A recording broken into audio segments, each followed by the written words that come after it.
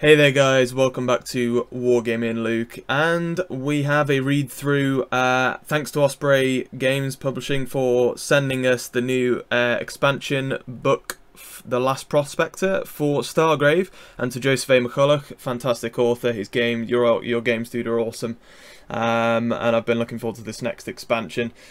And we're going to have a read through for you guys today to have a look through. But hopefully you can see the book fairly clearly, guys. I'm going to keep it fairly still for you so you can, if there's any things I don't touch on, of course, I'm not going to be able to go into great detail, but you can kind of look yourselves in more detail if you wish to. So you can pause and take a look at each section.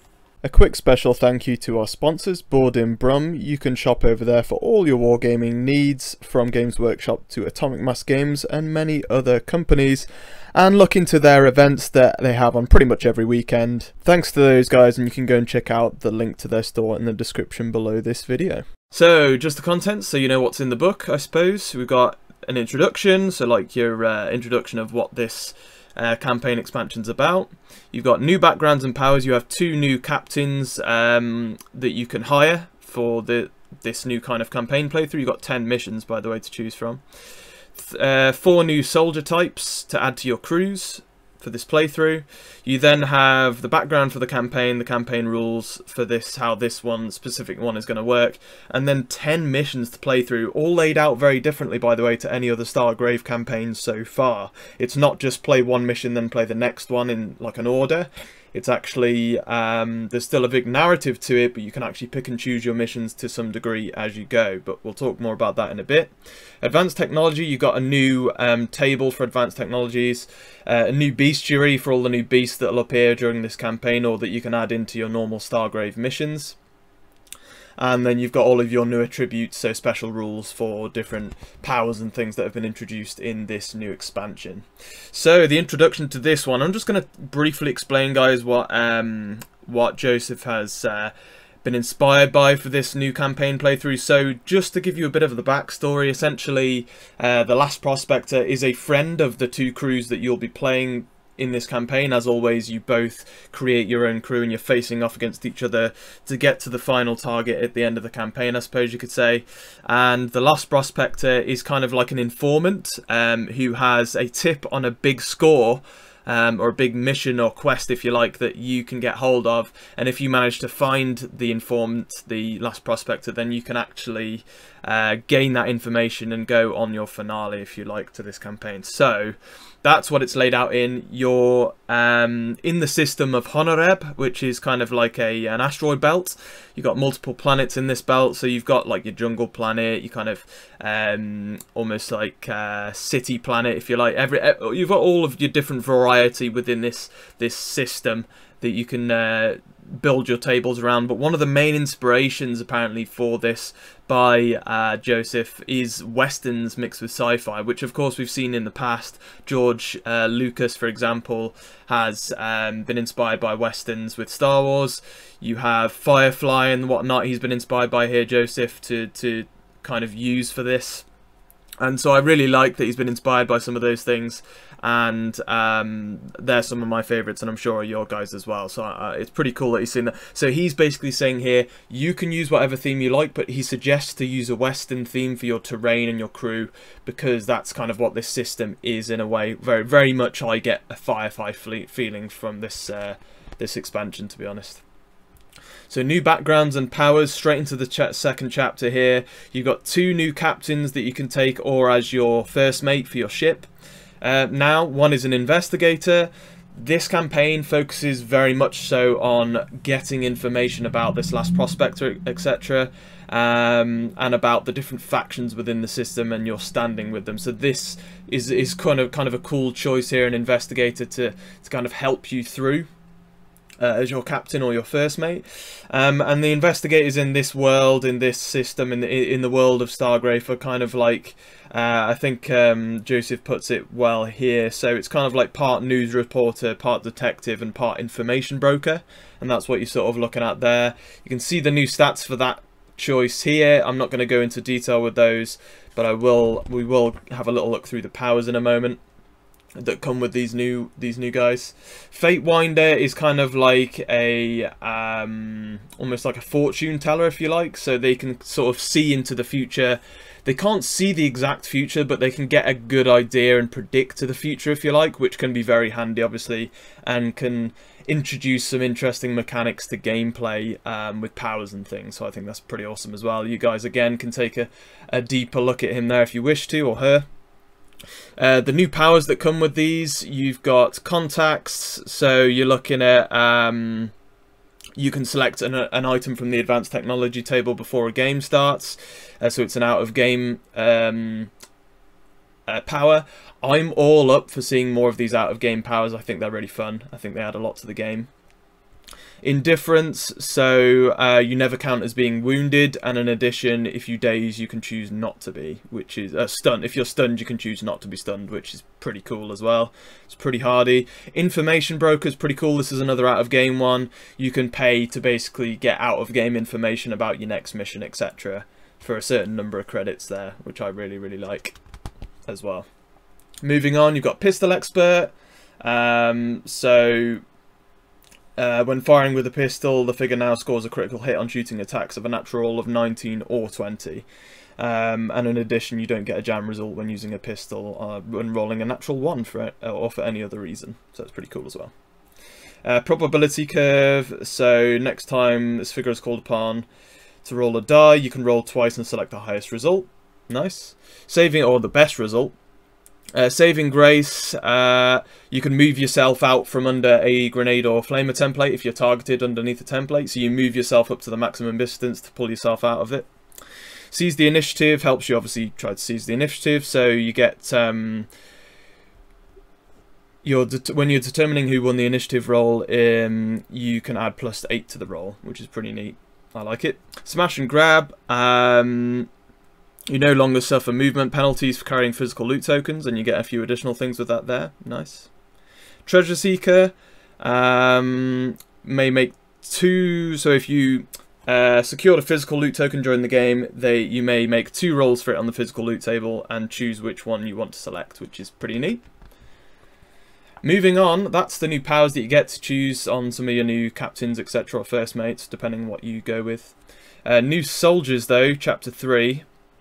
So these are your new soldier choices that you can add to your crew, some of which are free, some of which are specialists that you have to pay more for. Striker is kind of a new combat variant of a two-hand weapon fighter for your crew, and they kind of get some additional things here. So they also have a close study of personal armor and are experts at identifying weak points. So whenever a striker wins a round of combat, their opponent suffers a -2 armor to a minimum of 9 for the purposes of determining damage for that one attack, which is pretty neat. And you also gain +1 damage when carrying a two-handed weapon or a hand weapon and a knife. So it's pretty neat as well. And you guys can look deeper into the striker there. And we will be trying all of these new things, guys. I'm going to be planning to do a gameplay video on the channel, like 20 minutes or so, just showing a lot of the new stuff and some cool stuff from some of the missions in this campaign, and I'll condense it all down into a 20-30 minute video and put it on the channel for you guys in the coming weeks. Bruisers are basically just hardy, in your face, hard to kill dudes. They're free to recruit. Pretty standard. I mean, you can see the stat lines there. I'm not going to go through it, but you guys can take a look at that yourselves. Pretty cool idea though. These two are really interesting. An engineer you can hire for your crew, so this is unique, so you can only have one of these. A crew with an engineer receives a 20% discount on the cost of all ship upgrades and on all necessary ship repairs. Really handy. I think having an engineer in there is probably going to now be a really something you're really going to want to take. And I'm really excited to show you guys the new ship upgrades that you can actually put onto your ship now from this expansion. We'll get to that later, one of my favourite parts in this expansion, but we'll get there, don't worry. Terrain expert, basically if you're 6 inches away or more from an opponent, you count as being in light cover because you're a terrain expert, so you make the most out of your surroundings, giving yourself cover. So really neat, and he's got some special rules there pertaining to terrain, etc.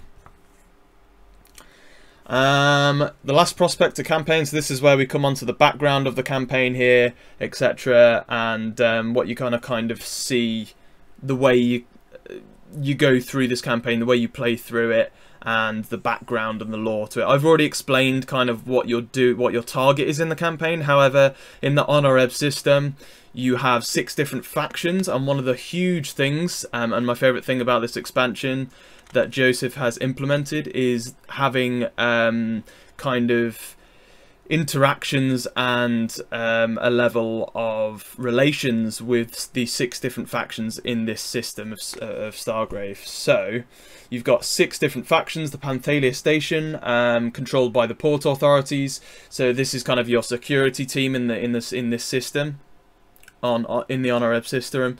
And these are always going to be chasing you down if you're doing bad things. So if you piss them off, you shoot at them, etc., you're going to have bad relations with the INFESTATION and the PA.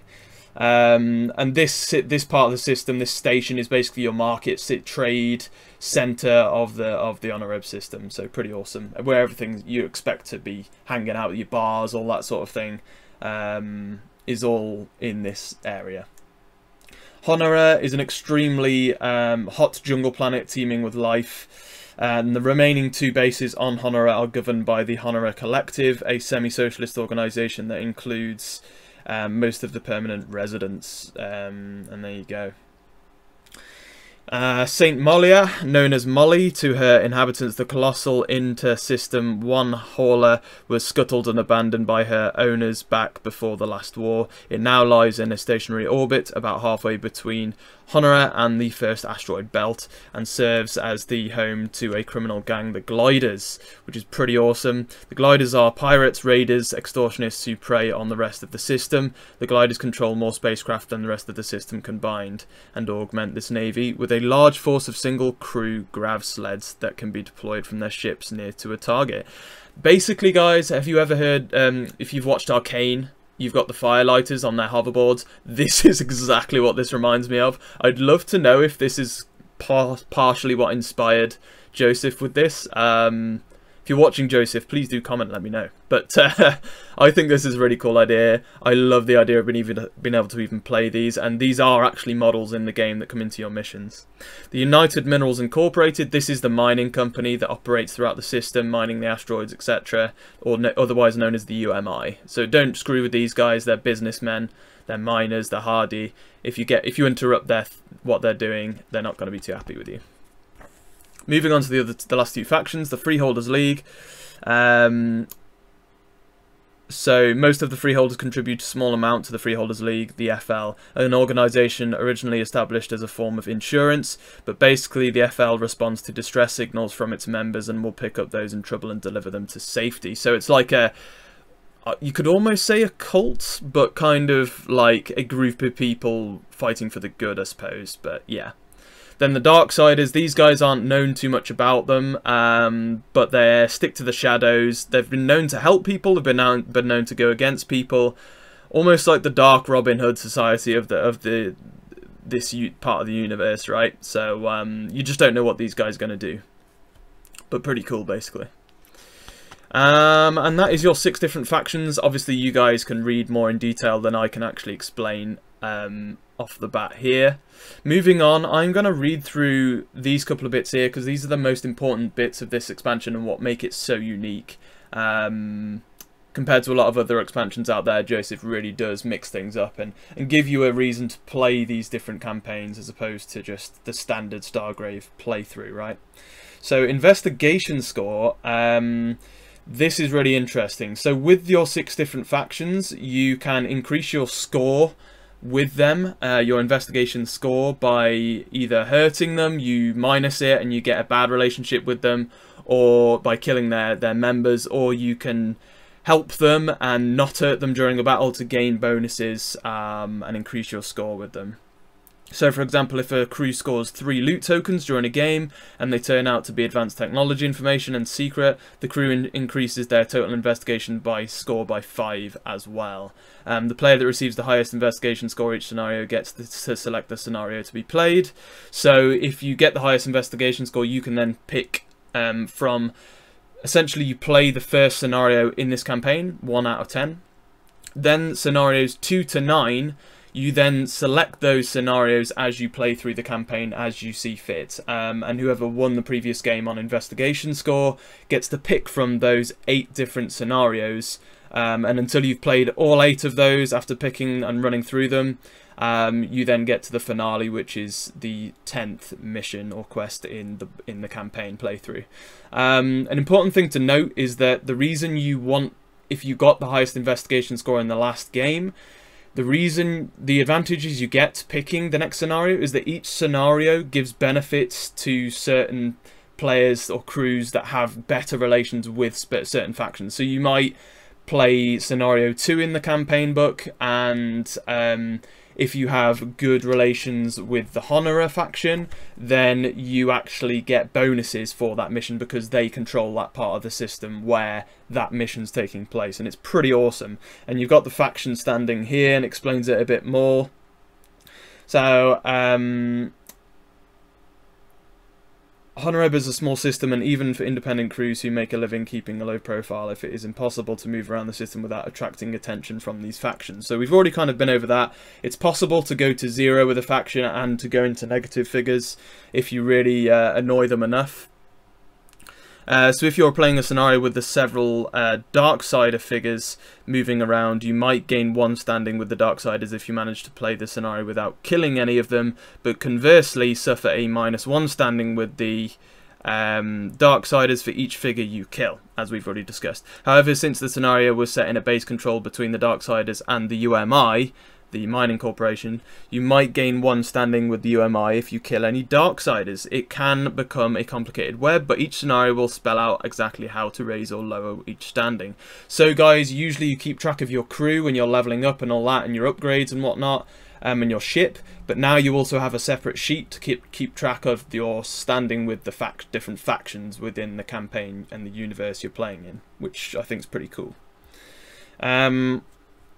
You guys can read more detail on that there. As you can see, I've kind of explained the basics. You get a general idea. We'll take a look at a couple of these here. This is the sort of bonus chart table that you get for your standing with each faction.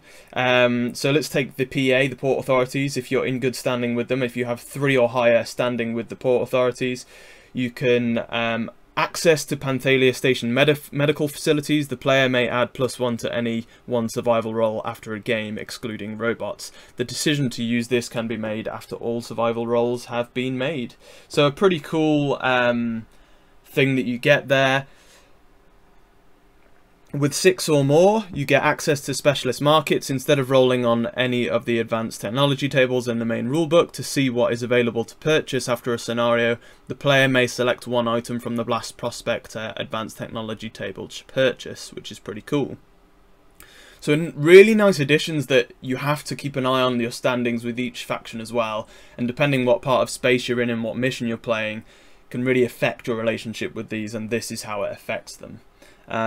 Just another one here, we'll take the Darksiders as maybe a bit more of an opposite. The Darksiders share information they have concerning the Prospector, gain +1 investigation score after each scenario. Do not count this +1 towards the determination of the player who chooses the next scenario. If you have 6 or more relations with them, shared secrets, after each scenario in the campaign, the crew gains a free secret, 0 credit.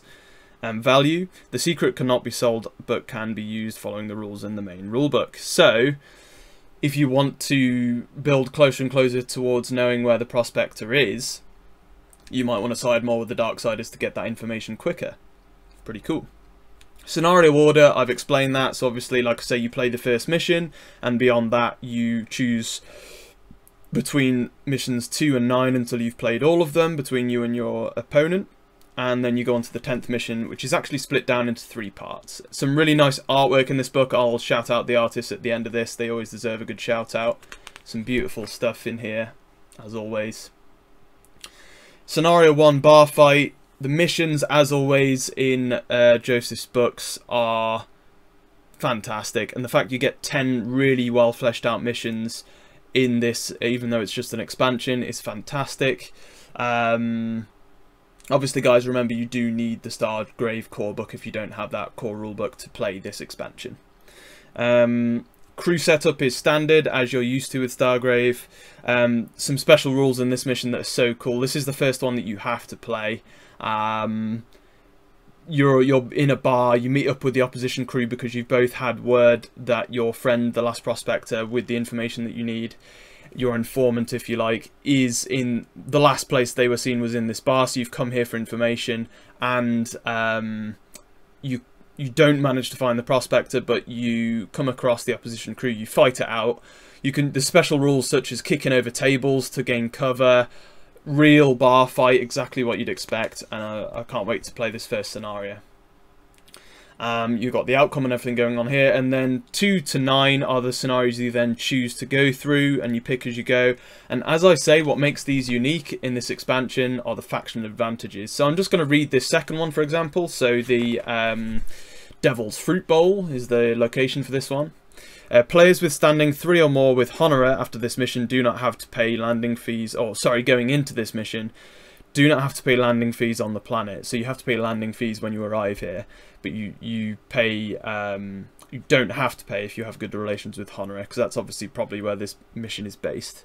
And gain an additional venomous croaker plant placed during the game. That's one of the beasts that you get to choose. Players with positive standing with freeholders have a better chance of convincing freeholders to drop their loot and leave peacefully. So if you have good relations with freeholders, you get that advantage. If they have standing 3 or more with freeholders, they then may ignore the first shooting attack against their crew by a freeholder. Pretty awesome. So 2 different factions there that you get advantages with for this mission if you have good relations with them. And there are other missions where if you have bad relations with them, then they're going to do nasty things to you instead. That's kind of how it goes. I think it adds such a great layer of depth to this expansion and playthrough. So I'm going to flick through these now, guys, and not go into detail so that you can take a look at them if you wish to. So Dragon's Den is the third mission to choose there. You've got the Welcome Down to Crater Town. Loving it. That's number 4. This is very Firefly, by the way, I have to say. The Last Station is the 5th one. Awesome stuff. Faction advantages there again. Mine Mayhem, so this is going to be with the UMI, I imagine. No doubt about that. There we go. Just lift up that page a bit so you guys can see a bit better because of the light. Number 7, Infestation. Keep going here, basically. Some more art. Loving it. I love this Cyclops person. Reminds me of Leela from Futurama. And then you've got the number 8, the Revolutionary. Like I say, guys, not going to go into detail with these, but feel free to take a look. The Scrap Heap is the 9th and final one you choose before you then go on to preparing for the finale, which I'm going to go through a little bit here.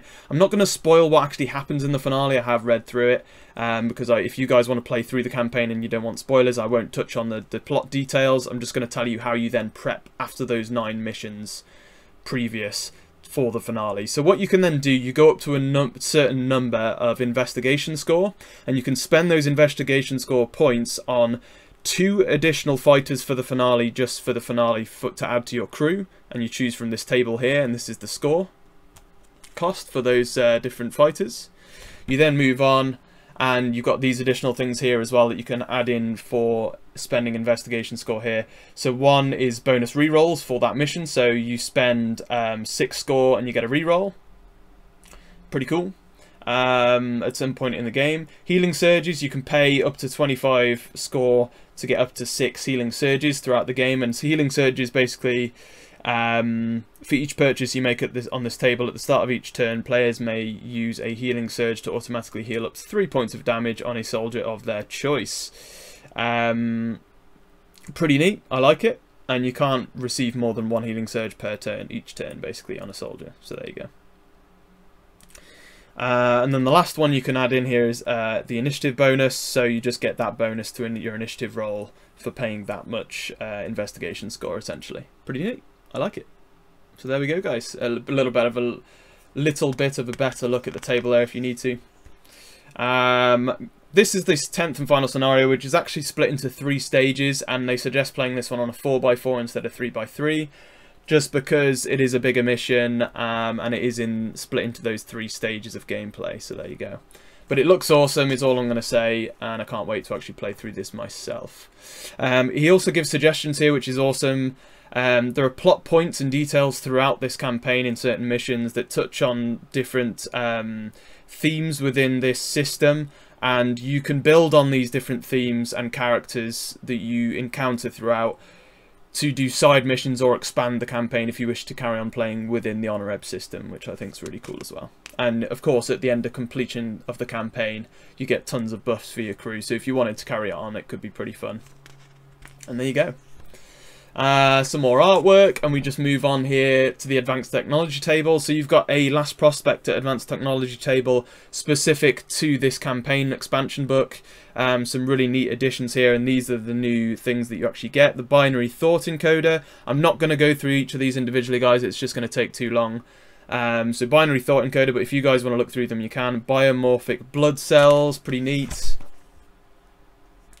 Cyborg Pain Shunter, a Deadeye Scope, pretty neat. Energy Dissipator, a Force Shield Bracelet, a Holdout Pistol, a Mind Silver, a Mystic Sigil, a Narrowband Pulsar, a Neural Stunner, Neural Robotic Interface, and a Proton Shifter. Nice. And again, guys, take a look through those if you wish to. Some more artwork, lovely stuff. Pulse Regulator, a Rephase Manipulator, Robot Eater Round, so helps you take out robots easier. Sparkle Dust, I love me a bit of Sparkle Dust. Stun Grenades, so different type of grenade there. And I have to read this one out. A Temporary Electro Fence. You can essentially, between yourself and 6 inches away, set up 2 discs, and between those 2 discs you set up a lined electro fence, 3 inches tall, 6 inches long. If anybody crosses the line, they get electrocuted and can suffer damage, and they take an attack. Love that. I really want me an electro fence. And what is this little robot dude? He's awesome. I want that guy. Transdimensional Pocket also sounds pretty cool, right? Portaling around. And here's one of my favourite bits of this expansion. Thanks, Joseph, for this. And I'll just touch on it in a moment. You can probably see it already. Yes. Give me those Shangri-La pets. That's right. Okay. So new ship upgrades. And I love the whole ship upgrades part of the Stargrave campaigns. So these two are very similar. Drone charging bay and a repair bot charging bay. This allows you to field 2 instead of just 1 drone or repair bot at one time in your crew, which is pretty neat. The Shangri-La cages, 2,000 credits to upgrade your ship so that you can deploy a Shangri-La to fight alongside your crew, which if you guys don't remember what they are, they're basically King Kong. They're like massive gorillas from the Stargrave core book. You can actually now have these as pets and field one at the start of each game. Oh, that's so cool. Science labs, these basically give you a choice of 1 dose of antitoxin and 1 dose of combat drugs and 1 dose of pain masker. Pretty awesome. Hacker suites allow you to, after each game, if crew recovered at least 1 data loot token, you may re-roll 1 roll on that data loot table. That's pretty cool as well. So really nice stuff. And again, that just looks awesome to me. Shangri-La, awesome. And this is the new bestiary, so all of the stuff you're going to see introduced in this campaign, like your new creatures and whatnot, are in this section. So a centaur, which is this image here, it's basically a lizard crossed with a centipede. Looks awesome. Found on Honora, the jungle planet, a lot of these, to be honest. Daughter Ryla is a character within this, one of the missions. She is basically somebody who is really against the port authorities. She's a bit of a rebel, essentially, in the underworld of Honorab. Guardians of Light, these are in the finale. I shan't ruin it, but they're kind of like sentient beings. Non-sentient beings, I should say. Well, it's not really. I don't think it's actually you technically know, but the description's there if you want to have a bigger read. Harvest ticks, large ticks that fall onto your back from trees and suck your blood dry. Lovely stuff. All lovely creatures in this game. Foremans and miners. So the foremans are the leaders of the miners, essentially like your sergeants down in the pits, right? Ordering everybody around with the whips, probably.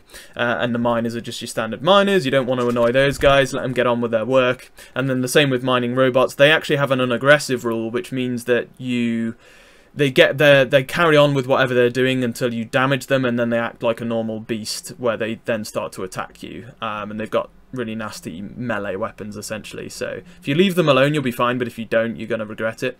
A Strice, which is like a so gangly four-armed humanoid insect creatures, essentially. Not nice, and they hunt in packs. So these are not things you want to mess with. Surf Boys, these are the firelighters that I was on about from Arcane, right? Like your kind of dudes surfing around on their sledges, floating around on their sledges, essentially, which I think just the idea of that is really cool to me. The Venomous Croakers are that one thing you get in the mission. It's essentially like a venomous plant that'll eat you. It's like a man-eater plant kind of thing. Really nasty, shoot nasty things at you. And that's all your beastry. You got the artwork there. I love this dinosaur dude here as well. Loving that. New attributes. These, I think, are pretty much the last thing in the book, guys, so we'll have a quick read through what these new attributes are. So if any automatic shooting, attack and drag. If any crew member moves within 3 inches of this figure, immediately pause the crew member's movement and have this figure make a shooting attack. If this attack causes damage, the crew member's activation ends immediately and the crew member should be moved the minimum distance to move it into combat with this figure. Body of energy, the figure suffers only half damage rounded down from all firearm and hand weapon attacks, except hand weapons enhanced by the Void Blade power. Critical hit vulnerability, if this figure suffers a critical hit from any attack, it is immediately reduced to 0 health regardless of the actual damage. Double activation, figure will activate twice each turn. This specifies of this... the specifics of this will be explained in the figure's description. I don't know if any of these are duplicates, guys, because it's been a while since I've played some Stargrave, but I'm going to read through them for you anyway. The Grav Sleds. This figure is riding on a Grav Sled. It gains the Levitate ability. In addition, an enemy figure may only move into combat with this figure if the enemy has some form of off-the-ground movement, such as levitation or flying, or is temporarily granted such an ability by the use of the power. Hard to target. This figure receives a +1 fight whenever it rolls against a shooting attack. Nice. Identify weak points. If this figure wins a round of combat, their opponent suffers -2 armor to a minimum of 9 for the purposes of determining damage for that one attack. Whenever this figure causes damage to an enemy figure, though, through an attack, should I say, this figure suffers an equal amount of damage. So if this figure causes 8 points of damage to an enemy figure with a shooting attack, it also suffers 8 points of damage.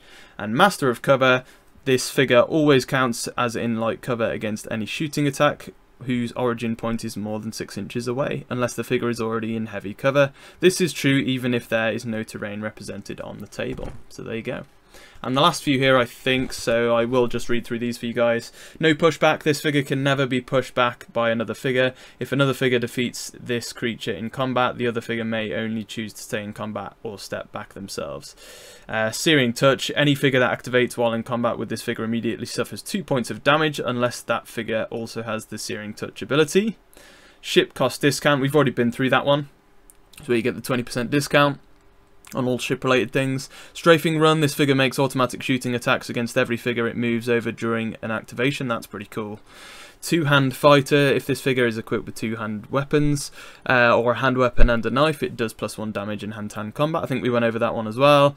And Unaggressive, we kind of touched on as well there, but you guys can read it just to save a bit of time there. But there we go. That is pretty much it. We've come to the end. Shout out to the for the artwork there by Helge Balza and Michel Georgi. And you can see all the other named people involved with it there. And thanks to Joseph A. McAuliffe, as usual. A fantastic expansion as always, my friend.